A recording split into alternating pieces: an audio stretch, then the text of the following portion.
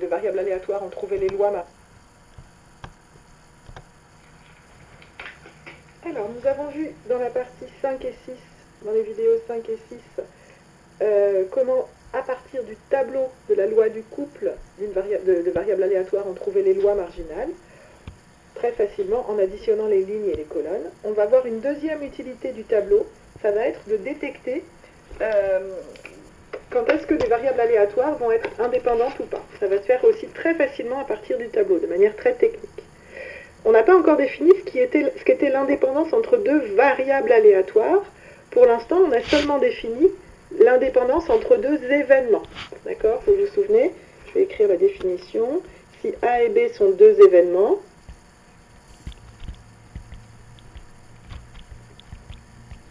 on avait défini l'indépendance entre ces deux événements en disant que A et B étaient indépendants. Enfin, on avait donné une définition et ensuite on utilisait la caractérisation suivante, l'équivalence suivante. Si et seulement si, P de A inter B égale P de A fois P de B. Donc il fallait vérifier ça dans les exercices. Vérifier cette formule en utilisant la flèche dans ce sens-là, on en déduit que c'est indépendant. Ou bien savoir que c'est indépendant et donc pouvoir utiliser la flèche dans l'autre sens. D'accord? Mais donc c'était pour des événements indépendants. De l'indépendance pour des événements. D'accord? Maintenant, on veut définir une indépendance pour des variables aléatoires. Donc en fait, une variable aléatoire grand X ou grand Y, une variable aléatoire, ce n'est pas un événement, mais avec une variable aléatoire, on va fabriquer plein d'événements. Les événements sont les événements X égale quelque chose. D'accord? Donc peut-être, mettons de la couleur. En rouge, les variables aléatoires, et je vais mettre en violet les événements, pour bien comprendre la différence. Donc, j'ai deux variables aléatoires réelles, grand X et grand Y. D'accord? On va dire qu'elles sont indépendantes, si et seulement si.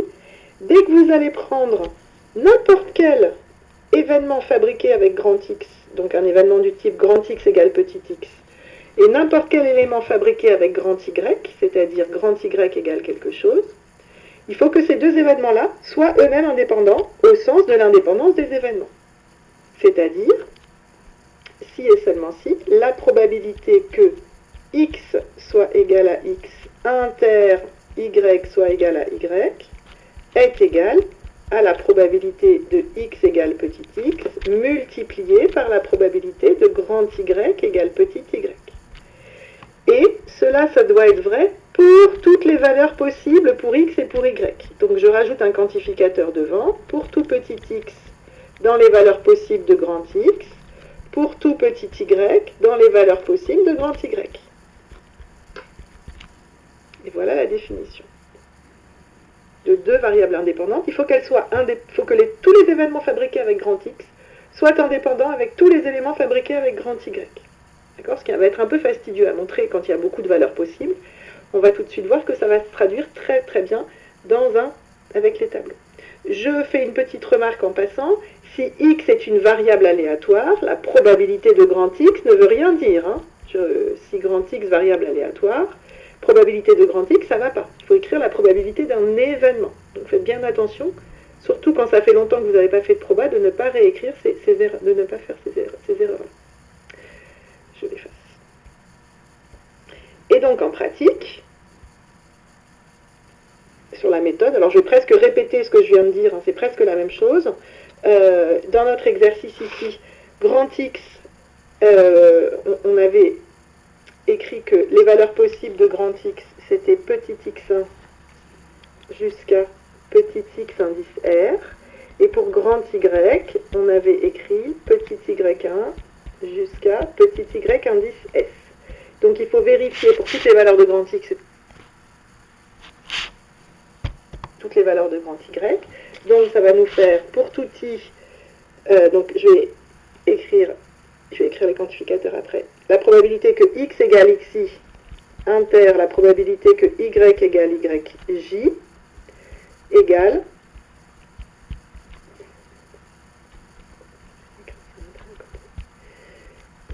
égale le produit des deux probabilités. Probabilité que grand X égale xi multiplié par la probabilité que grand Y égale yj. Et donc ça va être pour tout i dans 1R et pour tout j dans 1S. À nouveau, si les indices ici vous embêtent, vous allez voir dans les exercices, on n'en aura pas.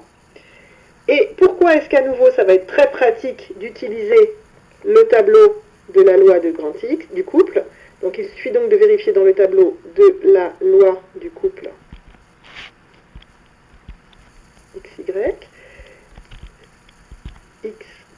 virgule Y. Qu'est-ce qui se passe? Ici,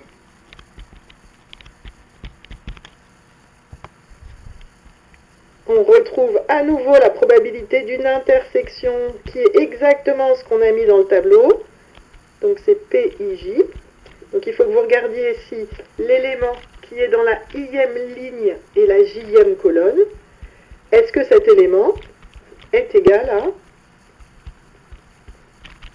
probabilité de grand X égale xi. On a vu où est-ce qu'on le lisait. Vous fabriquez la loi de grand X en rajoutant une ligne ou une colonne en fonction de où est votre grand X.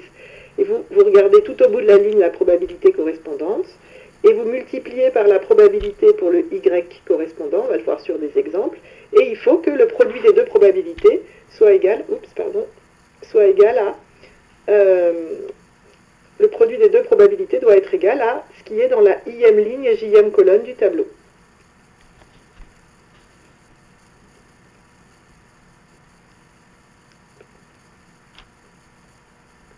Et ça doit être vrai pour tout i et pour tout j. Attention, hein, pour tout i, là où vous êtes dans votre tableau, et pour tout j. Donc c'est un quel que soit. Donc il va falloir vérifier pour chaque ligne et pour chaque colonne. D'accord. Et donc nous allons pouvoir reprendre notre exemple 1, montrer que x1 et x2 étaient indépendantes, alors que x1 et y ne le sont pas. Pour montrer que x1 et x2 sont indépendantes, est-ce que j'ai encore le tableau? Il n'est pas rempli. Vous vous souvenez qu'on avait des 1/16e dans toutes les cases? D'accord? Donc on avait ça dans toutes les cases. Et je rajoute ici la loi de x1, la loi de x2, la loi de x2 comme ceci. Alors en fait là ça ne va pas être obligatoire de le faire, on a un argument plus théorique, mais on va voir que ça marche quand même. Là x1 concerne le premier tirage, x2 concerne le deuxième tirage, donc dire que x1 et x2 sont indépendants, c'est normal parce que x1, tous les événements liés à x1 correspondent au premier tirage, tous les événements liés à x2 correspondent au deuxième tirage. Donc là c'est pas la peine d'utiliser le tableau pour démontrer l'indépendance de x1 et de x2, on va juste vérifier que ça fonctionne. Donc on a des 1/16e partout et des 1/4 au bout de chacune de ces lignes. Et donc pour vérifier qu'ils sont bien indépendants, comment est-ce qu'on va faire? Vous allez prendre n'importe quelle case du tableau. Il faut que pour n'importe quelle case du tableau, ça va être votre PIJ, P22 ici, vous vérifiez si pour n'importe quelle case du tableau, quand vous prenez la valeur qui est là et la valeur qui est là, en les multipliant, vous vérifiez que vous obtenez bien la valeur que vous avez entourée en vert. D'accord? Donc P22 est bien égal à, pour l'indépendance, il faudra écrire sur votre feuille à part de l'indépendance, à 1/4 fois 1/4. Ça marche pour toutes les cases. D'accord? Donc je vais l'écrire dans le cours ici. Donc, vous pouvez écrire pour l'exemple 1. On sait x1 et x2 indépendants, car, première justification. Première justification, qui est la plus efficace ici, c'est que les tirages sont indépendants. Donc tous les événements fabriqués par x1 vont être indépendants à tous les événements fabriqués par x2.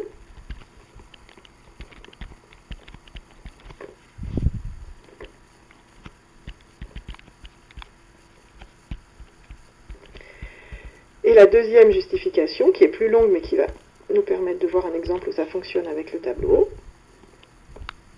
Pour toutes les cases du tableau, le tableau de la loi, pour toutes les cases PIJ,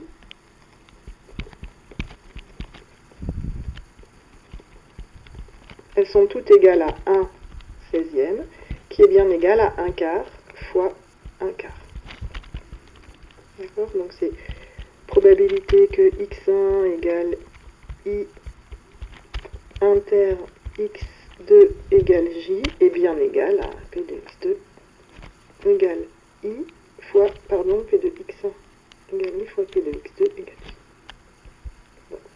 C'est très fastidieux d'utiliser cette deuxième justification, et c'est juste pour vous montrer que pour pouvoir conclure à une indépendance, il faut que ce soit vrai pour toutes les cases. D'accord? Donc c'est un peu fastidieux. Quand ça va marcher, il faudra vérifier sur toutes les cases. Par contre, du coup, quand ça ne va pas marcher, pour montrer que ça ne va pas être indépendant, il va suffire de vérifier qu'il y a une case qui ne fonctionne pas. D'accord? Pour montrer qu'un pour tout est faux, il suffit d'avoir un contre-exemple, une case qui ne va pas marcher. Et donc là, c'est là où ça va être très pratique pour conclure à la non-indépendance dans un tableau. Vous reprenez le tableau de la loi de x1y, et vous regardez si une des cases, à l'intérieur de mon tableau ici, une des cases PIJ, doit être différente du produit de ce qu'il y a au bout de la ligne et ce qu'il y a au bout de la colonne. Et donc, pour pas trop vous embêter, on va prendre la case où il y a un 0, d'accord? Par exemple, alors, cette case ici, elle est égale à 0. 0 n'est pas égal à 1 quart fois 3/16. Donc cela suffit pour conclure que les deux variables aléatoires ne sont pas indépendantes. D'accord? Donc j'ai pris 2 et 3 comme exemple. Donc P2, 3, c'est-à-dire probabilité que x1 égale 2, inter y égale 3, égale 0. Et P de x1 égale 2 fois P de y égale 3. Il faut que je reprenne le tableau. En tout cas, c'était non nul. x1 égale 2. Ah, je me suis trompée. C'est x1 égale 3, y égale 2, pardon. Donc, x1 égale 3. Désolé du direct. x1 égale 3, y égale 2. Et donc, ça nous faisait, pardon pour l'écran qui bouge, x1 égale 3, 1 quart fois 3/16. Ce n'est pas égal à 0. Cela suffit pour conclure que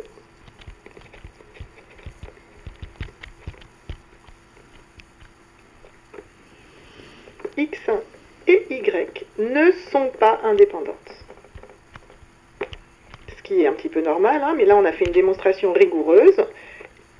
x1 c'est le premier tirage et y c'est le numéro le plus petit. Le numéro le plus petit est forcément lié, dépend forcément de ce qui se passe au premier et d'ailleurs au deuxième tirage aussi. Voilà, donc bien retenir que pour montrer que c'est indépendant, il faut vérifier pour toutes les cases, et pour montrer que c'est pas indépendant, il suffit de trouver une case qui ne vérifie pas la règle avec le produit. Voilà pour l'indépendance des variables aléatoires. Les dernières vidéos sur le même thème, cette indépendance va nous permettre d'avoir des compléments sur les formules de l'espérance et de la variance, et de définir aussi ce qu'est la covariance.